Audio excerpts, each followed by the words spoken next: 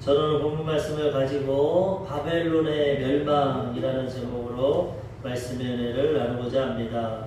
어느덧 요한계시록 이제 18장이 다 되었는데 계시록은 22장까지인데 마지막 때가 되니까 이제 하나님의 최후의 심판들이 다 이루어지는 것입니다. 끝까지 하나님 참고 끝까지 회개하기를 기다리셨지만 마지막까지도 회개하지 않고 하나님을 대적하고 하나님 앞에 도전하는 자들은 하나님이 또 공의로 심판하시는 거죠. 7 대접을 통해서 심판하셨고 전 시간에는 큰 음력, 이 세상 사람들을 유혹해서 하나님을 섬기지 못하게 하고 우상과 다른 종교를 섬기게 하는 큰 음녀를 심판하게 하셨고 그 다음 오늘은 세상 나라 바벨론 창세 이후로 하나님을 도전하고 하나님을 대적하고 하나님의 성도들을 박해하고 하나님 앞에 도전했던 이 바벨론을 하나님이 이 마지막으로 심판하시는 거죠. 우리가 분명히 알 것은 하나님은 사랑의 하나님으로서 끝까지 용서하시고 기다리시지만 공의의 하나님으로서 회개하지 않는 자는 죄로 영원히 심판하신다는 거예요. 우리가 두 가지를 잘 알고 사랑의 하나님이라서 너무나 하나님 앞에 그냥 막 살고 어린 손주가 할아버지가 이뻐하면 그냥 수염을 잡고 상투를 잡는다고 그렇게 되면 안 돼요. 하나님 사랑으로 사랑하시지만 하나님 거룩하신 분이고 공의로우신 분이고 죄에 대해서는 반드시 심판하시는 분이기 때문에 우리는 하나님을 두렵고 떨리는 마음, 경외하는 마음으로 하나님을 경외하고 그 가운데 하나님의 사랑을 받고 하나님의 은혜 가운데 살아가야 되는 것입니다. 아멘. 전 시간에 다 못했는데 음녀가 심판받는 모습에 대해서 조금 더 공부를 하겠습니다. 우리가 쭉 공부하니까 음녀가 자줏빛 옷을 입고 붉은빛 옷을 입고 금과 보석과 진주로 꾸미고 금잔을 가지고 하나님 앞에 더럽고 가증한 음행의 더러운 것들을 행함으로 이제 심판을 받습니다. 하나님이 그 여자를 심판하는 큰 음행, 이거는 여러 가지 종교를 말하는데 심판하는데 또 이 음녀의 특징이 붉은 짐승을 타고 있어요. 붉은 짐승. 그 짐승이 무엇인가 그것을 천사가 알려줍니다. 요한계시록 17장 7절에 보니까 천사가 이르되 왜 놀랍게 여기느냐 내가 여자와 그 탄 7 머리와 10뿔 가진 짐승의 비밀을 내게 이르리라. 요한이 보니까 아주 화려하고 세상 모든 걸 가진 것 같은데 하나님이 그를 심판하시고 또 그가 성도의 피와 예수 증인들의 피에 취했어. 이 음녀와 바벨론 나라는 하나님을 대적하고 예수 믿는 자들을 대적해서 특별히 7년 한란 후반기 3년 반 동안 많은 성도들을 죽이고 또 예수 그리스도의 복음을 전하는 증인들을 죽이고 그 피에 취해 있어. 자기네가 승리한 자. 근데 하나님은 때가 되니까 심판하신다. 이 큰 음녀는 종교입니다. 종교. 그리고 그 짐승은 적그리스도입니다. 이 적그리스도 지도자가 종교를 등에 업고 이 나라를 다스리고 하나님을 대적합니다. 항상 정교 분리라고 정치와 종교는 분리돼야 되는데 그렇지가 않습니다. 인류 역사 보면 다 정치와 종교가 연합해서 자기들의 권세를 누립니다.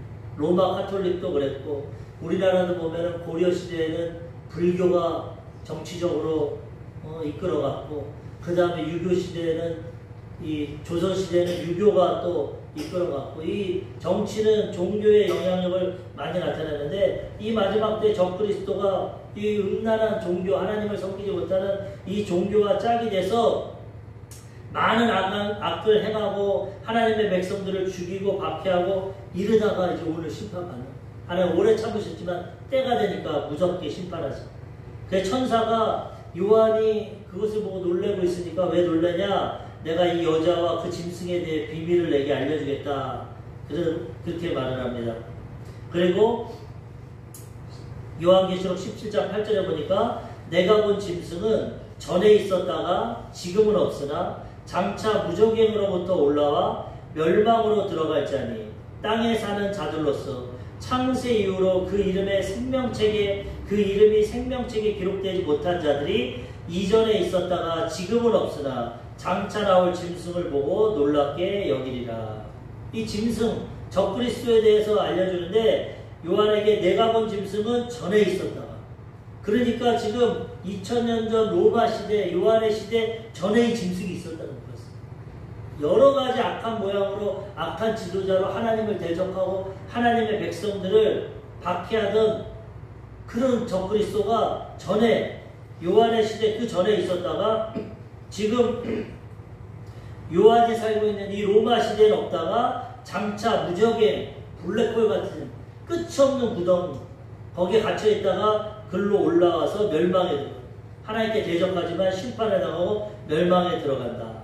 그런데 또 그 다음에 뭐냐면 땅에 사는 자들로서 창세 이후로 그 이름이 생명책에 기록되지 못한 자들이 창세 이후로 생명책에 기록됩니다. 우리가 예수 믿고 구원받은 것 같지만 성경은 만세 전에 창조하기 전에 우리를 택하셨다고. 벌써 하나님이 예정하시고 생명책에 기록하셨다.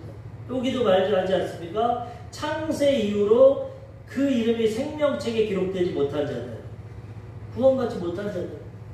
이 계시록의 마지막에 보면은 생명책과 행위책이 있습니다. 이제 20장을 보면은 백보자, 흰보자가 와서 최후의 심판을 하는데, 하나는 생명책, 예수님을 믿고 죄에서 용서받아서 구원받을 백성들의 생명책이 있고, 그 다음 행위책, 우리가 살아온 행위의 모습.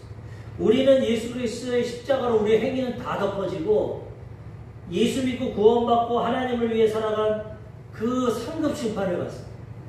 믿지 못하고 생명책에 기록되지 못한 자는 버림받고 자기가 일평생 지은 죄의 대가를 치르는 영원히 형벌을 받습니다. 그런 모습이 나오는데, 이 악한 짐승 적그리스도를 따르는 생명책에 기록되지 못한 자들이 그와 함께 심판을 보고, 또 지금은 없으나 장차 나올 짐승을 보고 놀랍게 여깁니다. 세상 사람들 하나님 없이 인간적으로만 살아가는데 이 적그리스도가 초자연적인 능력을 가지고 행하니까 이상하게 여기죠. 야, 저 사람은 사람 중에 뛰어난 사람인가 보다, 뭐 초월자인가 보다, 그렇게 놀랍게 여기고, 또 창세기 17장 9절에서 10절에 보니까 지혜 있는 뜻이 여기 있으니 그 일곱 머리는 여자가 앉은 일곱 산이요, 또 일곱 왕이라 다섯은 망하였고 하나는 있고 다른 하나는 아직 이르지 아니하였으나 이르면 반드시 잠시 동안 머물리라. 또 지혜, 하나님의 지혜로 분별해야 되는데, 일곱 머리는 여자가 앉은 일곱 산이요. 아까 짐승에 묘사할 때 큰 음녀가 짐승을 타고 있는데 붉은 짐승인데 머리가 일곱입니다.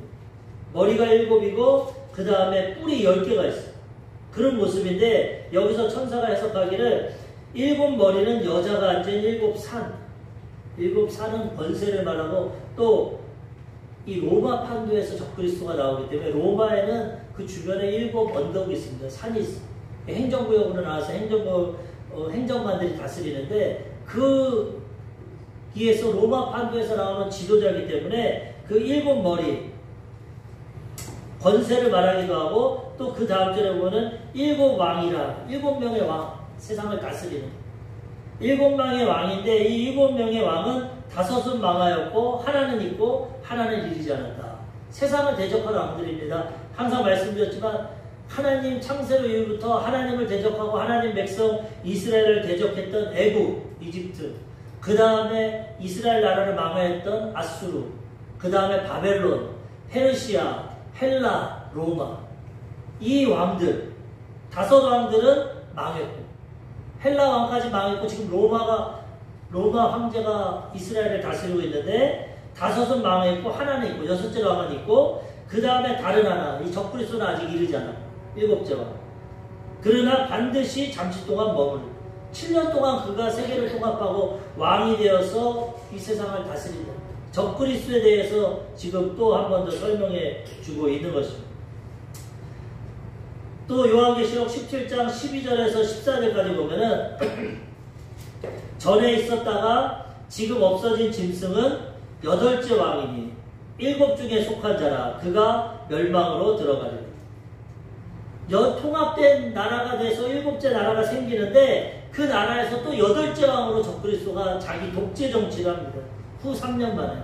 그래가지고 또 8째 왕으로서 세상을 다스리지만 결국은 멸망으로 들어간다는 거예요. 또 12절에 내가 보던 열뿔은 열왕이니 아직 나라를 얻지 못하였으나 다만 짐승과 더불어 임금처럼 한동안 권세를 받으리라. 독불장군은 없다고 적그리스도를 중심으로 열왕이 화합을 합니다. 열왕이 지금은 나라를 얻지 못했지만 적그리스도를 통해서 나라를 얻게 되고 한동안 어느 시기 동안 임금처럼 권세를 받고 열뿔이 권세를 갖고 적그리스도에게 힘을 줘서 같이 세상을 다스리는 그들이 한 뜻을 가지고 자기의 능력과 권세를 짐승에게 주더라. 그들이 어린 양과 더불어 싸우려고 어린 양은 만주의 주시요 만왕의 왕이시므로 그들을 이기실 터이요 또 그와 함께 있는 자들 곧 부르심을 받고 택하심을 받은 진실한 자들도 이기리로다. 그들이 세상을 다스리고 열왕과 이 적그리스도가 임금처럼 다스리고 승승장구하는 것 같지만은 한 뜻을 가지고 짐승에게 권세를 주지만은 얼마 못 간다. 19장에 보면은 이제 최후의 아마겟돈 전쟁이 예수님의 뱅발을 타고 성도들과 내려와서 지상의 왕들과 전쟁이 일어나는데 여기 그 얘기를 하는 겁니다. 어린 양과 더불어 싸우려니와 어린 양은 만주의 주시오 만왕의 왕. 우리 예수님이고 예수님이 그들을 이기시고 어떻게 하나님 아들 예수님을 이기겠습니까? 적그리스도. 흉내는 내지만 심판을 당하고 또 예수님과 함께 오는 자들. 근데 중요한 게 뭡니까? 부르심을 받고 택하심을 받은 자들도 받은 진실한 자들도 이기리라. 하나님 우리를 택하시고 부르십니다.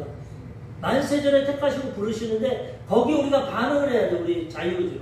믿고 순종한 자들은 예수님과 함께 승리하게 된다는 거예요. 아무리 택하고 물러도 내가 마음문을 닫고 영접하지 않으면 구원을 못 받았어. 영접하는 자는 하나님의 아들이 된다.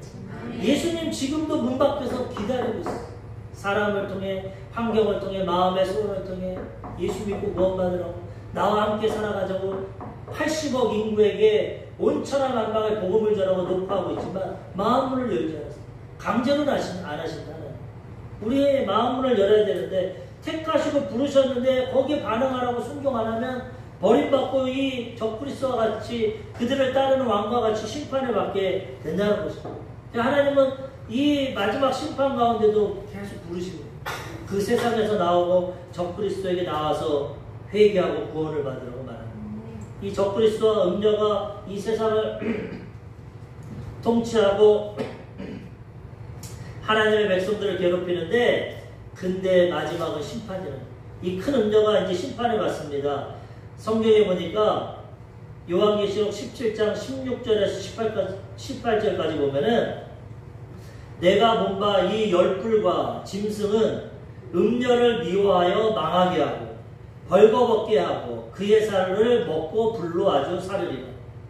좋았을 때는 종교를 이용해가지고 큰 권세를 가지고 다스리다가 이제 마지막에 별 볼 일 없으니까 이 열불과 짐승, 열 나라의 왕들과 이 적그리스도가 이제 종교를 통합했는데 이 음녀를 미워합니다. 왜 미워하냐면 이제 세상 종교가 필요 없어. 적그리스도가 자기의 우상을 예루살렘 성전에 세우고 자기가 신이 되고 우상이 되고 그래서 다른 종교들을 미워하게 되고 망하게 하고 벌거벗게 하고 그 살을 먹고 불로 아주 살이 아주 악하지 않습니까? 필요할 땐 이용했지만 필요 없으니까 망하게 하고 벌거벗게 해서 수치를 받게 하고 그 살을 먹고 불로 살라버려요. 마귀의 역할이 이겁니다. 예수님이 뭐라 그랬어요? 인자가 온 것은 양으로 생명을 얻되 풍성히 얻게 하고 영생을 주려고 온 거고 원수 마귀가 온 것은 도적질하고 죽이고 멸망시키려고 세상 부귀도 주고 권력도 주고 쾌락도 주지만 조금 줬다가 나중에 멸망으로 우리를 도적질하고 죽이고 멸망시키는 마귀 역사는 악인들의 모습을 보십시오. 악인들은 자기의 목적을 위해서 선하게도 하고 친하게도 하지만 나중에는 사기치고 나중에는 가진 거 다 빼앗고 심판한다. 마귀의 속성을 갖고 있다. 마귀가 이용하지만은 나중에는 이 음녀와 종교는 이와 같이 버림을 받고 심판하게 된다는 겁니다. 요한계시록 17장 17절에서 18절 이는 하나님이 자기 뜻대로 할 마음을 그들에게 주사 한 뜻을 이루게 하시고 그들의 나라를 그 짐승에게 주게 하시되 하나님의 말씀이 임하기까지 하시며 하나님이 그 권세도 일시적으로 허락해 준다는 자기들끼리 싸우고 그 나라를 다스리게 하지만 하나님 말씀 때까지고 그 다음에 심판이만 또 내가 본 그 여자는 땅의 왕들을 다스리는 큰 성이라 하더라. 그 여자가 이 종교로서 땅의 왕을 다스리고 큰 성으로서 영향력을 나타냈지만 나중에 이렇게 비참하게 심판당한다. 예, 고사성에도 토사구팽이라고 있지 않습니까? 토끼가 죽으면 사냥개를 삼는다. 필요할 때는 역할을 잘하다가 필요 없으면 잡아먹는. 마귀가 이와 같이 음녀와 종교를 이용하고 마지막에 이렇게 버려버리고 악한 마귀의 속성. 마귀에게 쓰임받은 사람은 다 이렇게 됩니다. 특별히 가룟 유다. 예수님의 제자임에도 불구하고 맨 처음에 이 사단이 생각을 넣었어. 예수를 팔아버려야겠다. 나는 한 자리 하려고 쫓아다녔는데 십자가에서 죽는다고 하니까 배신감을 갖고 내가 배신감을 받았구나. 팔아버려야겠다. 생각이 들어오고 그 다음 마귀가 들어오고. 그래서 마귀에게 쓰임받은 다음에 어떻게 합니까? 나중에 양식의 자책감을 갖고 목매달아 죽어. 목매달아 죽었는데 나뭇가지가 쓰러지면서 창자가 다 터져요. 마귀는 자기가 이렇게 자기에게 사용하고 예수님 파는데 이 가룟 유다를 사용하고 그 다음에 상을 주는 게 아니라 더 비참한 죽음을. 예수님이 인자는 성경의 예언대로 가거니와 너는 태어나지 않는 게 좋겠어. 괜히 태어나서 마귀에게 이용당하고 비참한 죽음을 받고 영원한 심판을 받으니까 태어나지 않는 게 좋겠다고 말해요.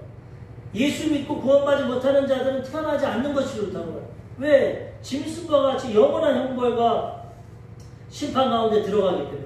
마귀가 그렇게 하기 때문에 주님은 안타까운 마음으로 우리가 구원받기를 원하고 지금도 기도하고 계신다는 거예요. 이렇게 해서 음녀는 심판을 받았고, 그러면 이 적그리스도의 나라 왕들은 심판 안 하시냐? 차례대로 하나님 심판하죠. 전 시간에 말했지만 하나님 맷돌은 천천히 열지만 완전하게 가려고 심판하죠. 하나 순서대로 심판하죠. 오늘 그 적그리스도와 바벨론의 왕이 이제 바벨론이 멸망을 당합니다.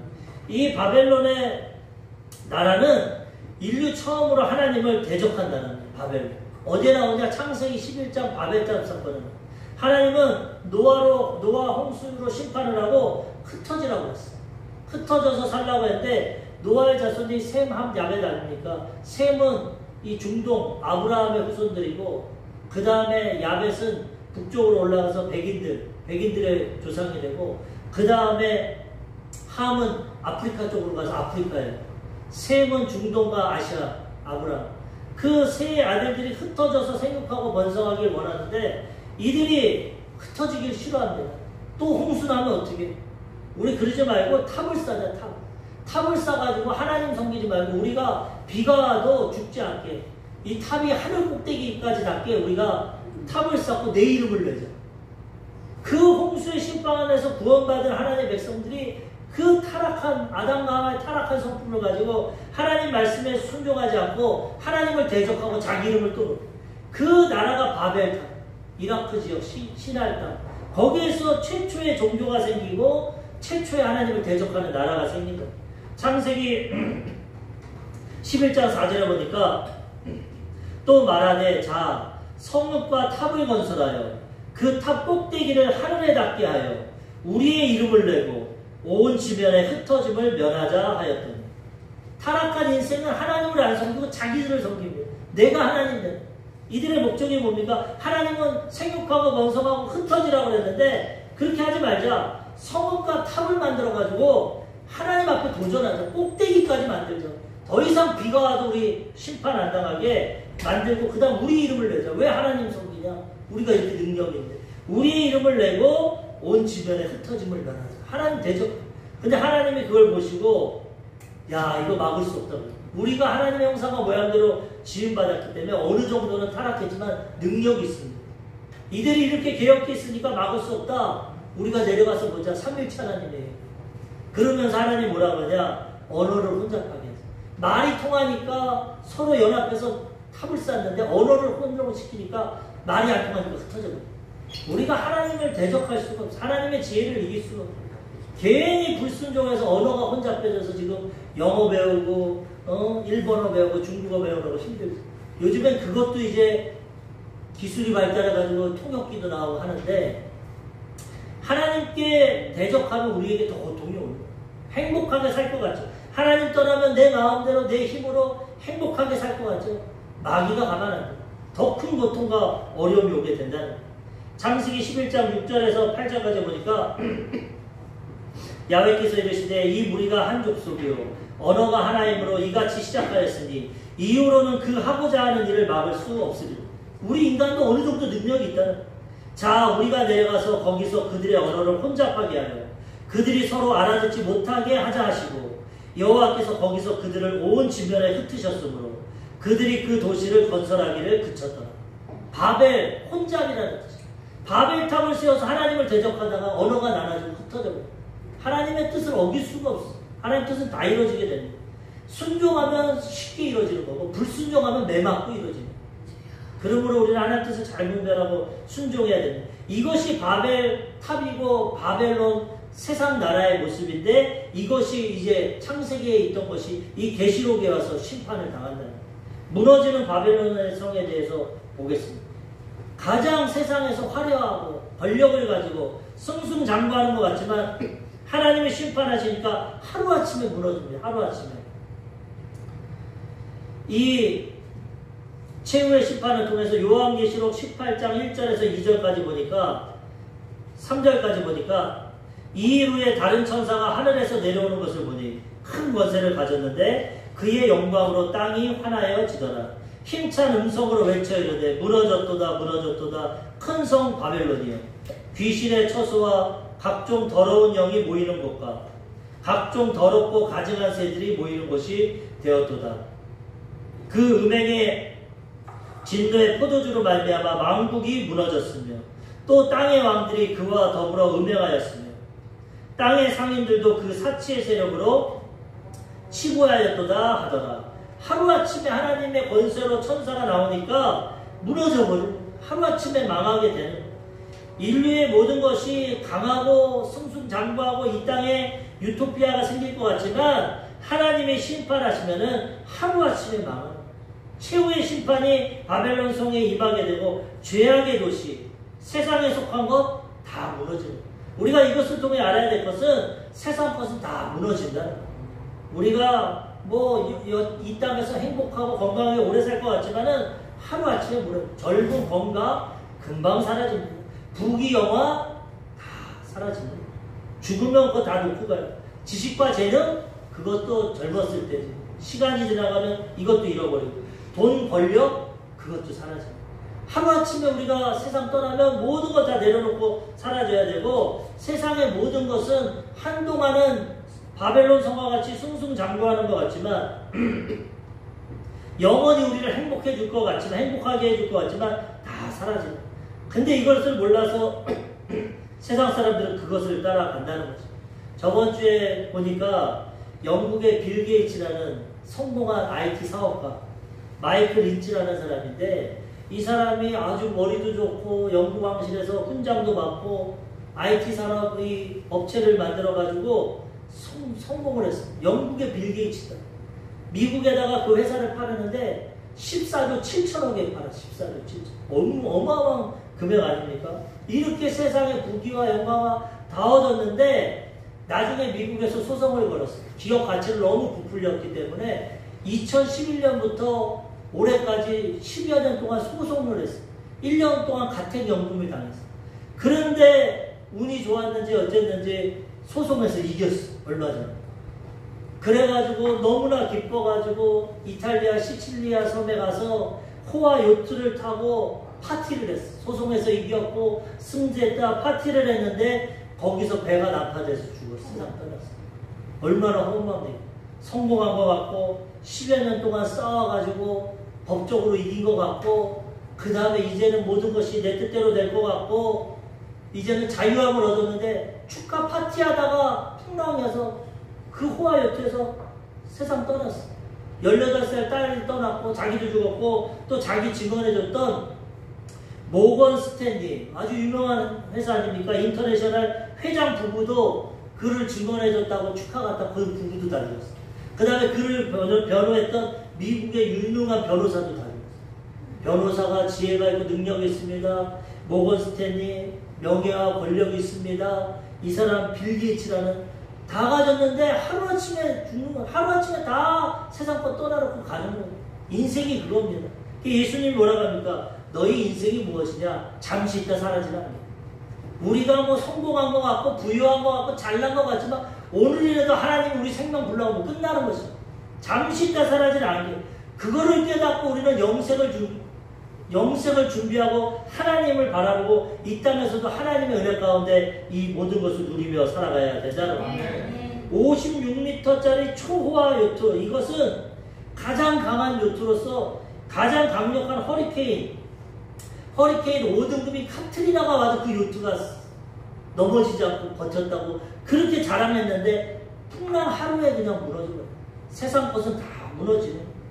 그러므로 우리 이 의미 없는 하루아침에 무너지는 세상 것 너무 따라가지 말고 의지하지 말고 하나님을 의지하고 영원한 나라를 주시고 생명을 주시는 예수님과 동행하며 살아가야 되는 것입니다. 예수님이 이걸 알아서 이렇게 말합니다. 마태복음 6장 19절에서 21절 너희를 위하여 보물을 땅에 쌓아두지 말라. 거기는 좀과 동록이 해하며 도둑이 구멍을 뚫고 도둑질하느니라. 오직 너희를 위하여 보물을 하늘에 쌓아두라. 거기는 좀이나 동록이 해하지 못하며 도둑이 구멍을 뚫지도 못하고 도둑질도 못하느니라. 내 보물이 있는 그곳에는 내 마음도 있느니라. 너무 세상 것만 쌓고 부귀영화 성공하려고 사니까 예수님이 세상에다 쌓아놓지만 거기에는 도둑놈도 있고 종과 동록이 있어도 다 사라져 없어져. 보물을 하늘에 쌓아도 하늘에는 도둑도 없고 종과 동록도 없고 영원한 상급이 있어. 내 마음이 있는 곳에 내 보물이 있는 곳에 내 마음이 있다. 우리가 세상의 마음도 받자 그건 다 사라진다. 마음을 하늘에 두고 천국을 준비하고 하늘의 보화를 쌓아놔야 그것이 영원한 생명과 축복이 된다는 거야. 우리가 마음이 어딨냐? 세상에서 돈 버는 거, 출세하는 거, 잘 먹고 잘 사는 거 좋죠. 저도 그렇게 살고 싶어 때로는. 그렇지만 그건 다 지나가는 거야. 하나님이 주시는 거 내 분량대로 누리면 되는 것이고 우리는 하늘나라의 보호를 써서 영원한 상급과 멸류관과 영원한 축복을 누리며 살아가야 된다는 것입니다. 마태복음 19장 21절에도 한 부자 청년이 와가지고 예수님 나 어떻게 하면 영생을 얻습니까? 계명을 지켜라. 성경에 뭐라고 되어 있냐? 계명을 지키라고 되어 있어요. 계명을 지켜라. 계명은 다 지켰습니다. 1계명부터 10계명. 그래? 너 착하다. 그러면 한 가지가 부족한데 네 재산을 다 팔아서 가난한 자에게 주고 날 따라. 그러면 하늘에 보화가 있습니다. 이 청년이 부자임으로 근심하고 돌아가. 다른 성경에는 이 청년이 관리였어. 관리. 그러니까 공무원으로서 부귀도 있고 권력도 있고 모든 걸 다 가졌고 유대인으로서 자기가 볼 때는 율법도 다 지켜서 쉽게 그 자기는 천국 들어갈 줄 알았는데 예수님이 뭐라고 합니까? 너 그렇게 네 행위와 네 의로 천국에 들어갈 수 있어? 그러면 네 재산 팔아서 가난한 자에게 줘. 그럼 천국 들어가고 보화가 하늘에 있을 거야. 근심하고 돌아가요. 그 제자들이 하나님 저런 사람도 천국 못 가면 어떡합니까? 그러니까 예수님이 사람으로 할 수 없을 때 하나님은 할 수 있다. 인간으로서 천국 못 간다는 거예요. 하나님이 보내주셔야 우리가 믿음으로 천국 가게 된다는. 그러면서 또 뭐라고 합니까? 부자가 천국에 들어가기는 낙타가 바늘귀에 들어가는 거죠. 부자는 그 돈에 욕심이 있어가지고 세상을 살아가다가 천국을 놓칠 수가 있다는 거예요. 부자이고 등 따시고 배부른 사람들이 예수님 안 찾습니다. 하나님 안 찾습니다. 자기 권력과 부귀로 살아가. 그러다가 나중에 심판만. 그렇지만 가난하고 병들고 소외되고 능력 없는 자들은 자기 한계를 깨닫고 예수님을 찾고 하나님을 찾음으로 구원받을 기회가 더 크다는 거예요. 그래서 세상 부자 너무 부러워할 필요 없어요. 예수 믿고 부자 되는 건 좋습니다. 그걸 갖고 좋은 일하고 선한 일하고 상급을 쌓아놓으니 예수 없이 부자 되는 것은 그게 도리어 심판과 저주가 예수님을 만날 수가 없어요. 그래서 우리는 하나님 안에서 세상의 것을 너무 쫓아가지 말고 사라진다는 걸 알고 하늘의 보화를 쌓고 하늘나라를 준비하며 살아가야 된다는 거죠. 예전에 제가 있던 교회에는 한 권사님이 계시는데 노점상을 하셨어요. 자녀가 없이 혼자서 콩도 팔고 뭐도 팔고 노점상. 그런데 그분이 헌금을 참 많이 하시고 그렇게 어렵게 하면서도 교회에 헌금 내고 명절 때 되면은 5만원 10만원 봉투에 써가지고 저한테 줍니다.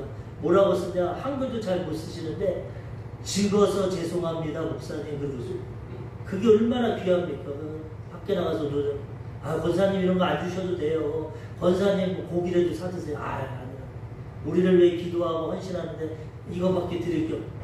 그렇지만 감사한 마음으로 받고 기도해 드리는데 이분이 헌금을 많이 해줘서 한편으로는 권사님 좀 생활 좀 하고 좀 편안히 쓰시지. 그거 얼마 번다고 그걸 다 헌금 넣으면 어떡합니까? 선생님 뭐라고 그래요? 목사님 이제는 나이도 많고 얼마나 살겠습니까? 지금 살아도 행복해. 하늘의 보화를 쌓아야 돼. 하나님의 지혜를. 그분 말이 맞더라고. 그래 내가 이 땅에서 먹고 사는 것도 필요하지만은 이분은 미래를 보는구나. 천국을 보는구나. 이제 하나님 앞에 서야 될 텐데 자기가 최선을 다해서 하나님 앞에 보화를 쌓아줘. 인간적으로는 그냥 권사님 편히 쓰세요 하고 싶지만은 그거 뭐 얼마 되지도 않다고 생각하지만 하나님 앞에는 얼마나 귀하겠어. 한 부자가 성전에 와가지고 헌금을 하면서 거드름을 피웁니다. 큰 돈을 헌금하면서 내가 이만큼 헌금한다. 예수님이 그걸 보고 계셨어. 근데 옆에 한 과부, 남편도 없이 가난하게 사는 과부가 두렛돈, 동전 2개, 자기 하루 먹을 식량, 그거를 헌금에다 줍니다. 예수님 뭐라고 합니까? 저 여인이, 저 과부가 가장 큰 헌금을 했다. 부자들은 많은 것 중에 조금 낸 거 잘난 체지만 그런 거 하나님 앞에 아무. 저 여인은 궁색한 가운데 자기 오늘 먹어야 되는데 그걸 다 드려요. 하나님 그 마음과 중심을 보신다. 우리가 이렇게 하나님을 사랑하고 우리 가진 걸 하나님 앞에 드릴 때 하나님이 하늘에서 상급과 면류관과 보화로 채워주신다. 우리는 하늘을 바라고 우리 보물을 하늘에 쌓아두고 천국을 준비하는 지혜로운 인생길을 살아가야 된다는 것입니다. 그렇지 않으면 세상이 무너질 때 다 무너지는.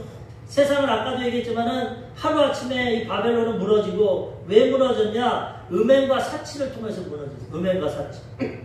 음행은 얘기했지만은 하나님을 신랑으로 하나님을 남편으로 섬겨야 되는데 하나님을 떠나서 세상 쾌락, 세상의 부귀 영광, 세상의 우상, 종교, 음행, 영적으로 하나님을 버리고 딴 신랑을 찾아간 세상을 찾아간 이 음행을 통해서 심판을 받고 일시적으로 세상이 주는 부귀 영광을 통해서 사치하고 과소비하고 그런 자들이 심판을 받게 된다는 거예요.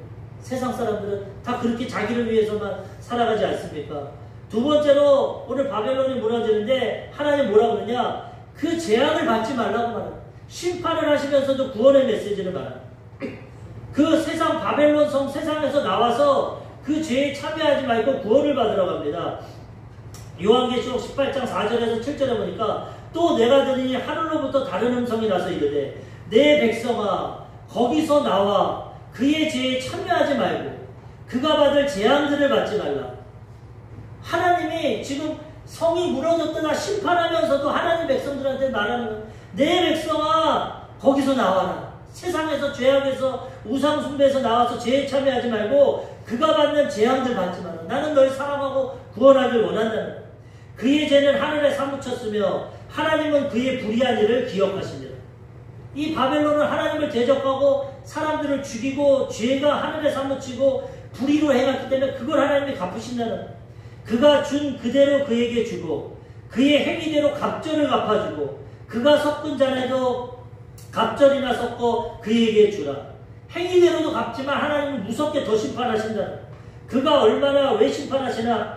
그가 얼마나 자기를 영화롭게 하였으며 사치하였든지 그만큼 고통과 애통함으로 갚아주라. 그가 마음에 말하기를 나는 여왕으로 앉은 자요 과부가 아니라 결단코 애통을 당하지 아니하리라. 두 가지 제약입니다. 그가 자기를 영화롭게 하나님을 섬겨야 돼. 나를 지으시고 나를 구원하신 하나님을 섬겨야 되는데 내가 하나님 돼서 자기만을 위해서 부귀와 사치와 영광을 자기를 영화롭게 하고 사치해야 했다. 사치하는 것도 죄입니다. 하나님 많이 주셨으면 쓸 거 정확히 쓰고 적당히 쓰고 가난하고 소외된 자들 도와줘야 되는. 하나님 우리에게 건강을 주시고 재능과 능력을 주신 것은 나만을 위해서 하는 것이 아니라 이웃을 사랑 실천하라는 것입니다. 그런데 그걸 모르고 하나님 은혜를 모르고 사치하고 자기만의 유익을 위하고 살면 마지막 때 하나님이 그거 심판하신다는 거예요. 하나님을 섬기지 않고 자기를 영화롭게 하고 이웃을 섬기지 않고 자기만을 위해 사치하고 이런 것들 다 하나님 앞에 심판당하게 된다는 거예요. 우리도 우리 삶을 돌아봐서 하나님께 영광을 돌리고 하나님 주신 것 감사하고 하나님 주신 것을 가지고 나만을 위해 살지 말고 이웃과 내 주변에 소외되고 가난한 자들을 위해 살아가야 된다는 것입니다. 우리 예수 믿는 자들은 그렇게 살아가야 된다는 것입니다. 이 세상의 부귀와 사치가 얼마나 때로는 부러울 수도 있습니다. 예전에 내 친구, 제 친구가 하나 있는데 그 친구가 마장동에서 고깃집을 하는데 한 번은 우리 집에 와서 얘기하고 그 마장동 사는 사람들이 부자랍니다. 장사라니. 다 BMW 벤츠 타고 다닌다. 그러면서 뭐라고 하면 그때는 걔가 국산차를 탔는데 내가 보니까 다 도둑놈들이라고. 사기치고 걔가 이제 세상에 불만이 있었는지 나한테 저거 외제차 타는 놈들 다 사기치고 저런 놈들이라고 욕을 하더라고. 그래서 그래? 그런가 보다. 너. 근데 한 10년 지나고 또 집에 놀러 왔는데 BMW를 딱 타고 왔어. 걔네가 아니 전번에는 그렇게 외제차 타는 사람들 욕하더만 지는 왜 그걸 타고 막 자랑을 하더라고. 아 이게 뭐 좋고 뭐 걔네가 한마디 하려다가 말 안 하고 아 그래 좋은 차 좋겠다 그랬는데 조금 그전에는 부러웠을 텐데 저는 그때 개척을 했는데 하나도 부럽지가 않다. 하나도. 이제는 그런 거에 대해서 그냥 저도 큰 교회 있을 때 다 타봤어. 제 차는 아니지만 뭐 장로님들 차 어디 뭐 신방 갈 때 BMW 벤츠 다 타고 근데 뭐 다 비슷하더라고. 뭐 시트 조금 좋은 거고 안에 조금 뭐 좋은 거지 그거 뭐 저는 이 처음 이 교회에서 사역하면서 차를 탈 때 청년부를 했기 때문에 파란색 스포츠카는 아니고 그때 SM3라고 새로 나온 차였는데 그걸 한번 탔습니다. 파란색. 젊었을 때 한번 타보려고. 그게 스포츠카 비슷해가지고 비싼 건 아니고 그걸 타가지고 청년들이랑 같이 이렇게 했는데 조금 한 3개월 타다가 장년부로 어른 교구로 옮겨버렸어. 목사님. 그래가지고 어른들을 섬기면서 어른들을 가려면은 권사님들도 많고 노인분들이 계셔가지고 제 차로 다 태워드려야 돼. 근데 그 삼성 SM3는 소형차고 5명도 겨우 타. 차가 좁아가지고 버튼 파랗고 멋있는데 이 교구를 나갔는데 권사님들이 타자마자 막 원망하더라고. 목사님 좀 큰 차를 사시지. 이렇게 조그만 차를 타서 우리 예전 전도사님은 오자마자 7인승으로 바꿨대. 7명이 탔는데 이거 5명도 타기 힘들고 한 번 타고 식당 가면 허리가 아프고 아 이거 차 바꿔야겠다.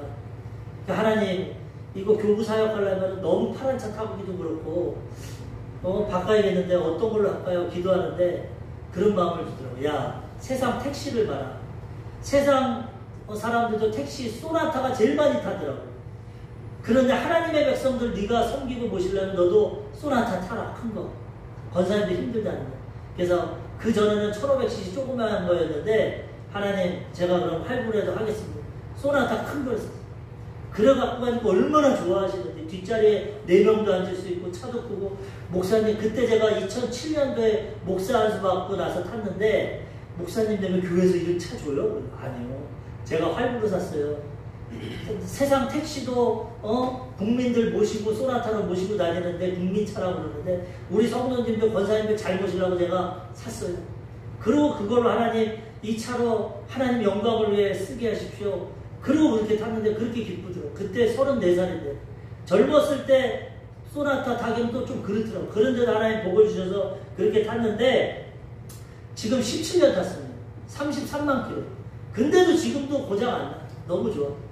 그래가지고 행복해. 그리고 예전에는 다음에는 그랜저 사야겠다. 막 이런 뭐 그런 마음이 있었는데 그런 마음이죠. 개척교회 하면서 그런 마음 없어. 그냥 중간만 가면 돼.